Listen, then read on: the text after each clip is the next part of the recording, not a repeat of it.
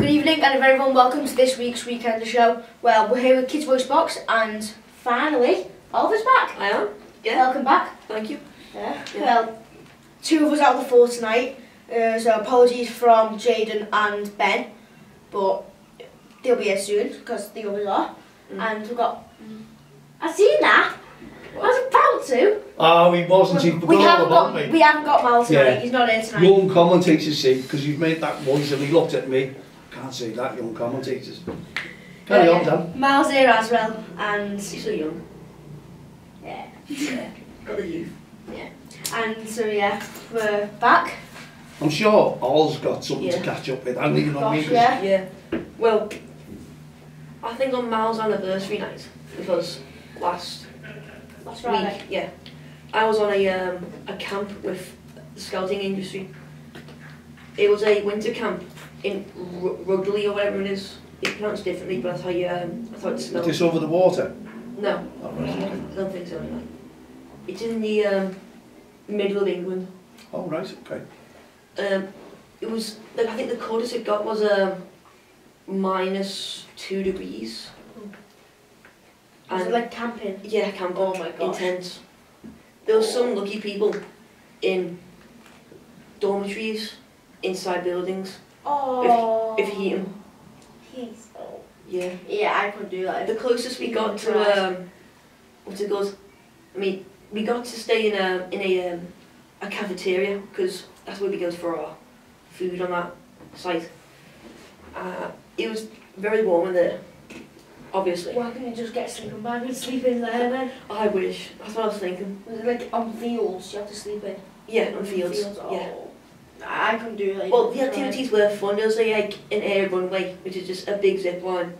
Got to climb off a telephone pole and then slide down to the other end. How high was it? Probably like 50 metres, Well, that's not too bad. maybe. Compared to big ones, like what you did when Maybe you did pushing six. skydiving in your 15,000? 15,000 metres. We had to climb up like a ladder, then go into like things hooked into the woods. Whilst it was raining, and that was just a horrible experience. Is it like a go ape? Yeah, like go ape. Oh, I've always wanted to do a go ape, but Then there was the thing called obliterator. oh. It was just like a vertical climb up with only like, 2 chains holding it at the top, not at the bottom. You could just if the wind came, you could just swing and Kick it probably down. yeah. Oh my gosh. And Well, it's getting you quite were attached windy. to harnesses. Yeah. At least that's the safe bit. And you had some fun? Well, Yeah. don't out quickly That's yet. Look out tonight, as you might see the second round of the meteor that actually travels around Earth once every 600 years. Are you talking about Sean Dice here or? Sorry, I'm just having a dig at An never telling you, sorry. asteroid, not Sean Dyche. Okay. Well, he's going to probably be there for the manager. He's going in to check out the club in the next 24 hours. I Yay. hope it was awful. Yay, I'm excited. Isn't it amazing why these managers come in, they've done nothing, and as soon as they take over the club, they're the heroes, superheroes, fantastic. Frank Lampard last season built around, escaped relegation, but this year we're going down. It's going to be tough. Do you think you're going down? Yeah. So, what do you think Sean Dice, or roll the dice, as they say, wasn't it? Yeah. What do you think he can bring to Everton? He can bring his best. He can't do any better than his best at the moment. It's the team performances, it's the board, the entire club to blame really. If you There's think something about it. badly wrong. There's If something Anthony definitely Gordon, wrong. Anthony Gordon's going to Newcastle. He's going in the next 3 days, definitely. He's going out for his medical. And Onana's looking at Chelsea and Calvert-Lewin's looking to leave. So our 3 best players, and Tottenham are also trying to keep an eye on Jordan Pickford too, because Bob Hugo is getting old. Jordan Pickford. So what I've been But thinking. many of Evertonians always said it's time Pickford left. Never. Do you reckon? I don't believe I've ever said that since he's been at the club for the past 6 years. Never said that. I said many Evertonians. They're not happy with Pickford because sometimes they when we If you look at lost to Pickford, the Brighton, way he slates his players when they make a mistake, and But when you've gotta tell he them. makes a mistake, what does he do? well, I'm a goalkeeper. Well, he makes a lot of mistakes. Everyone does. Ah, there you go. I So know. why does he berate all the players outfield? Because in the game, Everton keep conceding from their own attacking play. He's got to get through 10 players to get to him. And defenders know what they're doing, they're professionals. It's not. Well, they're supposed to be, aren't they? Yeah, Dan? it's not Saturday. And the way Sunday they've left league. Everton, are they really professional? No, they're playing, probably put Prescott cables in near me at the moment. Well, you've got the FA Cup this weekend, okay, Everton aren't in it. Get a We're week lucky to be in it. We need Liverpool, to are, train. you know, we've got Brighton and we're looking, you know, we're not confident at the moment, and Liverpool, the way they've been playing this season, and I've watched some games where Everton have played better football, believe it or not, lost the game, than Liverpool have performed, and Yeah, I mean, you know, I think the biggest shock for me this one was Manchester City this season, because I know if comparing them when you've played them, yeah. you just lost and we were looking. Well, we beat them at Anfield, didn't we? You beat them at Anfield, but We haven't done anything since, and okay, we can blame injuries, but as you were just saying there, the professionals. you lose your next few games. I think Klopp's out too.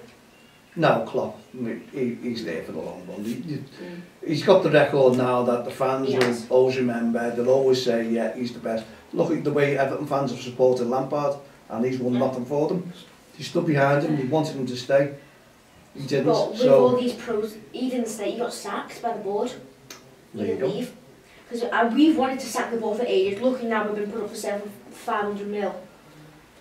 But that's gone down, and the fans haven't been the best.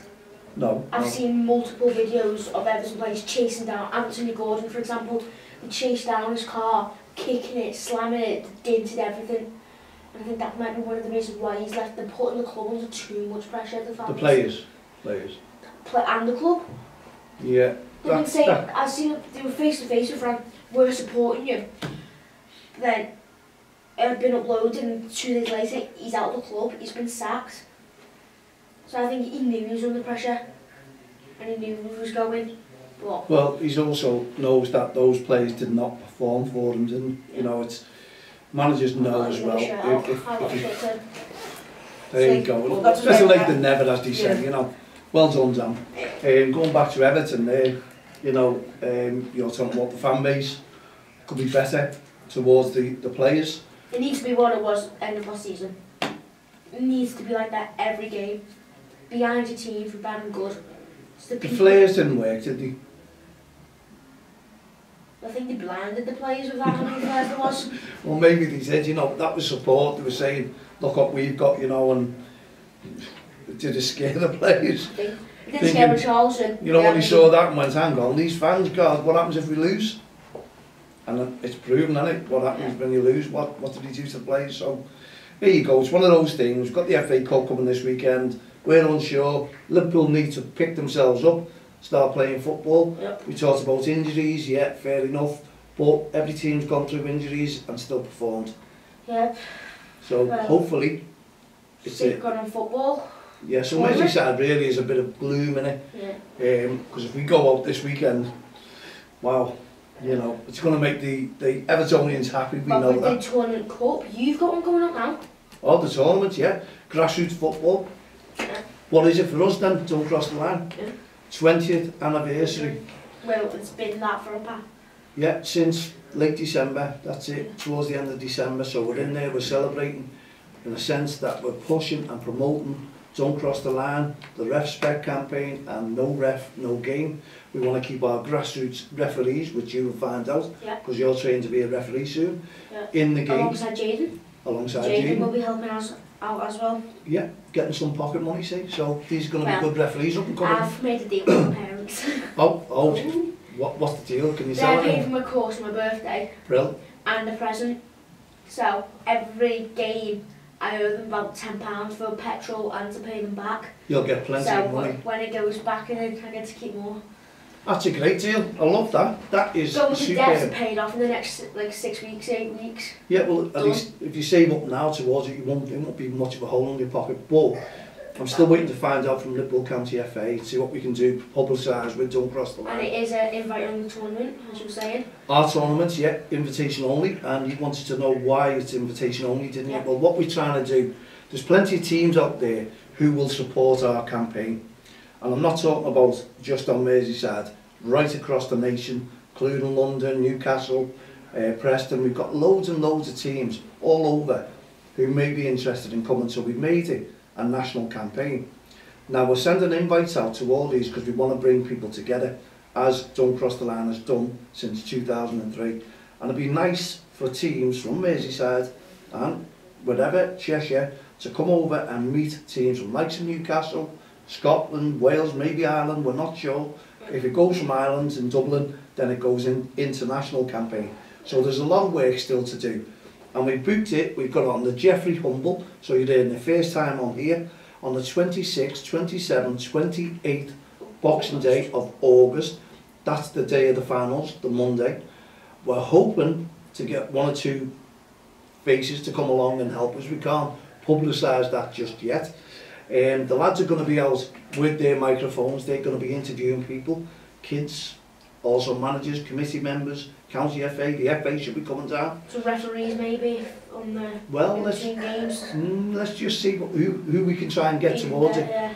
Now, we're doing under 7s, 8s, 9s and 10s, and I think there'll be 4 games on the Saturday, 3 games on the Sunday, finals on the Monday. But we'll have a breakdown of how it all is. How many games is that per year group? Per age group they'll be playing 4, then they'll be playing 3. 16 to 12. So what we're going to do, it's an instant, sort of like say the top half was a Champions League and the lower half ended up in the Europa League. That's the way we're going to do it, but it'll all be about and based around REFspect. That means the tournament is going to be to support young referees like yourself within grassroots football. Get behind every referee. So the referees will be playing a big part in that as well on the weekends there, and we're lucky to get this base because Jeffrey Humble has plenty of car parking space. It's good for coaches, it's good for cars and all that, and everyone, volunteers are coming along. Well, what was it last year? 2021 we were there. There you go, yeah. With Christmas and loads of things packed. Yeah, well, all over. we have a good record because we done Ellesmere Port, put a tournament on a couple of years ago before COVID, just as it's on the end. And there must have been, without a lie, nearly 3,000 to 4,000 spectators throughout those days, over the weekends, turned up with us, and we were full, we were inundated, and that was a tournament that we put on, and we know we're going to get inundated. We've already had 12 teams before I've even advertised it, wanting to come into the tournament, and there's 8 in each league up to now, so we're talking about 32 is that teams. in each year group? In year group, yeah. But the season is going to be... Is your team going in? They're in, yeah, because the hosts don't cross the line, aren't they? Yeah. So they're hosting, so they're going to be going in under 7. Under 8, should I say. Wayne's, yeah. Oh, right. Wayne, red card. And do you know what? Wayne's club has asked could he have 3 teams in there Oh, wow. already. So we've got a lot, because there's, as I say, the invitations will come. Let me just say, it's going to start at 9 o'clock and they're finishing around about 1 o'clock. We're hoping to have a few stalls up there, set up, football stalls. We're going to make it a really, really great weekend and bring, as we say, people and together. We've got 7 months to plan that. 7 months to plan it. It's already getting done now. We're on the flyers. So please bear with us. You get your invitation. We've got someone doing them flyers as we speak. So hopefully they're going to be ready next week. And we'll spectators invited as well, or? Spectators come along, yeah. They'll all be there. And this is what we're going to say. Because it's Don't Cross the Line, it's all about the referees. It's all about good support, good behaviour, fair play, on and off the field of play. Yeah. So if one team decides to turn up and their spectators are having a go at the referee, committee members, or the opposition, what's going to happen? Out. Out, because we'll have no messing, and you wouldn't want to be the first team thrown out by Don't Cross the Line, because it's a national campaign, By because your county FA would be holding their heads down thinking, you just made a show of this city, yourselves. Yeah. So it's going to be about friendliness, it's going to be about bringing the kids together, and we're talking to kids as well, and you know, yeah, we know something will happen, maybe a bad foul or something. They don't mean to at that age, Yeah. but the referees will. My game last week, the referee was amazing. He came over to both teams before the game saying fouls and stuff. My first thought is it a injury? No, carry on. If there's no advantage played, I will blow the whistle. So I understand you might scream and shout. So that first time you shout because you've been fouled, okay, I get it. But if you do any more than that, you do it twice, you get a booking or a sin bin, depending on how you do it.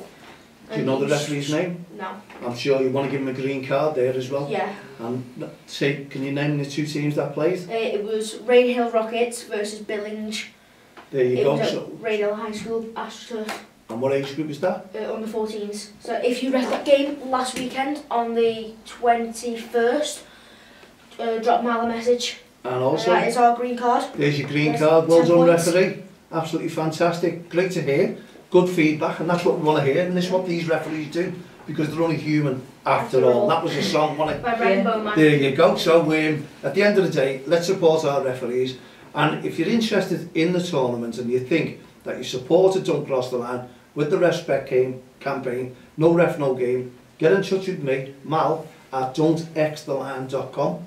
And the reason we're saying about invitation only, this is how we're doing it. All the leagues, all the committees that we deal with all over the country, we'll be asking them, can they nominate one of the teams that got great supporters, Best behaviours. great attitudes, good behaviour on and off the field of play, and they will get the invite. And they'll be representing their league and their city. So this is why we're not going to have all Merseyside teams, because things will happen. And there's teams who have supported us, but it's going to be of a good standard, because these teams will come out from different cities. Yeah, they will want to win, want to put up good performances. So if teams are just starting, it's unfair on those teams, because these teams will have been playing for 1-2 years and be good within themselves. So yeah, it's going to be one of those. We're not trying to say we want academy teams, we're not trying to say we want strong teams, we're trying to say it'll be of a good standard. So any good manager out there will know what a good standard means, and that's the way we want to do it. And later on, next year, it's our first one, we're going to try and, hopefully, have annual tournaments, and then we'll invite. Be perfect. Yeah, perfect. And you'll see the reputation that we get, and there'll be a lot of good feedback, I assure you. But we might have media coverage as well. Yeah. Coming down there, doing interviews, That's we will good. have young commentators. Have us. Yeah, you'll have us. Unless The PFA said we might send some cameras. So we'll find out, and we'll see just what we can bring and what publicity we can give to all the supporting teams. So lads, there you go. Thank you for letting me have that time, so carry on. Yeah, we've got a couple of minutes left. And All right, me, sorry. Yeah, Mal. So that. And Albert, was there Yeah. anything to say? You're not spoke much, so I was say anything. Should we talk about Holocaust Memorial Day or? Yeah, you wanted to speak about that, didn't you? Yeah. Well, today marks Holocaust Memorial Day, and September the 1st was when Auschwitz was liberated by German officers. I had a Zoom chat with a survivor of a concentration camp. Wow. Yeah. I've seen a video of one Mm. between two old friends from concentration camps who got separated, Yeah. and then they're best mates for 70 years, 80 years. Yeah. Both Holocaust escapees. Well, this survivor, it was a live Zoom chat, and she's talking about her experience in the ghetto and the concentration camp. Which one was she in Auschwitz, did you say? It was a, I don't know. It was one in Germany, I think. The one in Germany. Yeah, it wasn't It might have been Auschwitz. Berlin. Yeah. Berlin was the capital city, isn't it? Well, Everyone says Munich, but it's not Berlin. when she was liberated from that camp, she got put in Sweden in like this school because she was only like 14, I think. They were all young, yeah. Yeah. And she was learning. like I think it was a boarding school. I think she said it was. Probably be a boarding school there Yeah. from a different country. So she got a letter one day because she thought all her family was gone, but miraculously her brother survived as well. Wow. Yeah. Yeah, because you get separated. You Yeah. get separated by the Nazis. Well, fascinating that you brought that up, and maybe next week we bring, you know, Talk more about it. talk more about it, because you lads seem to be very interested. It's a touchy subject, History. but at the end of the day, it's nice to listen to the younger generation talking about memories like that, you know, and bring it up. So we will do a little bit next Friday, so mark that down in the diaries. And Down, well, it's with fascinating. that comes to the end. Yeah, 20-minute show's over. So, hope you enjoyed, and hopefully, if you want to contact Mal, contact him at Marla.don'ttechthine.com. if you forgot. Thank you. And yeah, feel free. So, good night, God bless, and we'll see you all next week. From myself as well. Yeah, I'll from be Mal, back again Dan. tomorrow. Quick mention, he's asked us to. I've got Colin Fulton Oh, Colin. on tomorrow. Oh, And he Colin. said, would you give him a red, well, not a red card, a green card, because he's doing a big walk as well Sure, from Kirby. sure we don't want to give him red. He's a little Doug, one. well, you can't. Oh, Well, he's nah, gonna it's get, got to be green for Colin. Yeah. and he, do you know what? Colin's asked me to tell you that he used to be terrible on the touchlines in grassroots football, and he's going to tell a story, and hopefully you lads can bring it out of him, and he's going to tell a story of how Don't Cross the Line changed him on the touchlines. So there you go, Col. They give you a nice, did you give him a green Yeah, card? to give him green. There you go. You've asked for it, you got it, and I'll see you tomorrow at 12 o'clock. We'll I think see he's you coming in. next week. And we'll see the young commentators, the kids' voice box, next Friday at 7 p.m. So myself, Mal Lee, Dan, Oliver, and apologies from the rest of the lads. We'll see you tomorrow at 7 p.m. Good night, God bless. Good night, God bless.